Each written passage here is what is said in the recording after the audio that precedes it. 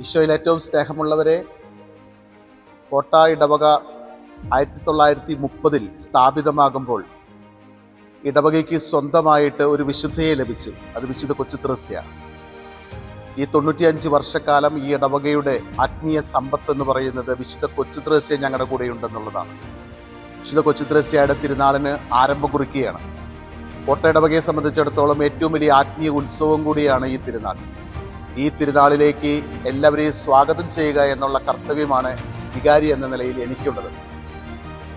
ഈ തിരുനാളിന് ഒരുക്കമായിട്ട് ഇടത്തിരുന്നാളായിട്ട് നമ്മൾ ഈ ശനിയാഴ്ച മുതൽ ആരംഭിക്കുന്ന തിരുനാൾ കുർബാനയിലേക്കും നൊവേന തിരുക്കർമ്മങ്ങളിലേക്കും പ്രദക്ഷിണത്തിലേക്കും നേർച്ചയൂട്ടിലേക്കൊക്കെ നിങ്ങളേവരെയും ഏറ്റവും സ്നേഹപൂർവ്വം സ്വാഗതം ചെയ്യുന്നു.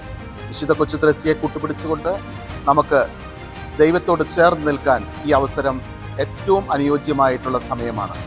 നിങ്ങൾക്കെല്ലാവർക്കും ധാരാളം ദൈവകൃപകൾ വിശുദ്ധ കൊച്ചുത്രേസ്യയുടെ മാധ്യസ്ഥത്താൽ ലഭിക്കട്ടെ എന്ന് പ്രത്യേകമായിട്ട് പ്രാർത്ഥിക്കുന്നു. ഏവർക്കും ഈ തിരുനാൾ ഒരു അനുഗ്രഹമാകട്ടെ എന്ന് ആശംസിക്കുകയും ചെയ്യുന്നു.